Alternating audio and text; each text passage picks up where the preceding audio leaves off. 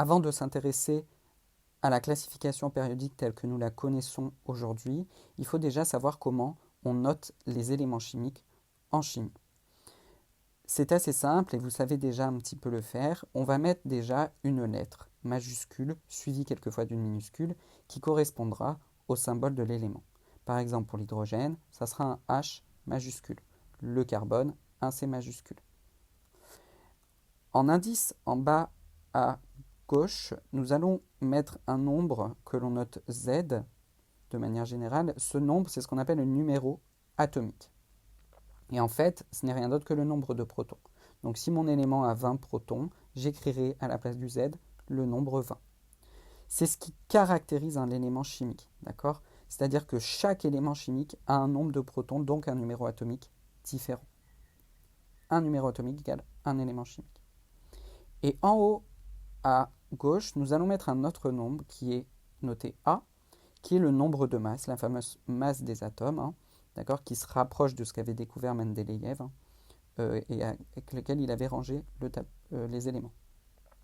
Alors le nombre de masse, c'est quoi en fait? Si vous réfléchissez à ce que l'on a appris, on sait que la masse d'un atome est concentrée dans son noyau, parce que les électrons ils sont très très faibles en masse, donc on les considère presque pas.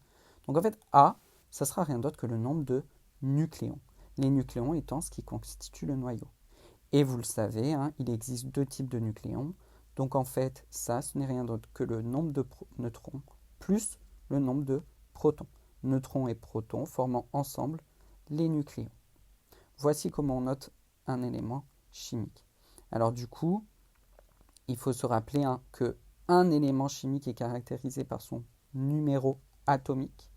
C'est-à-dire que pour un élément donné, le numéro atomique ne va jamais changer. Peu importe que cet élément soit sous forme d'un atome, ou alors au sein d'une molécule, ou même sous forme d'ions, qui sont les trois entités chimiques que l'on connaît, le numéro atomique, c'est-à-dire le nombre de protons, ne changera jamais. Donc on retiendra bien que ce numéro atomique Z, le nombre de protons, est toujours le même. Pour l'hydrogène, il a toujours un proton, et on ne touche pas à ce proton. Le carbone, par exemple, a 6 protons, on ne touche pas. Il aura toujours 6 protons, qu'ils soient sous forme d'atomes, de molécules ou d'ions.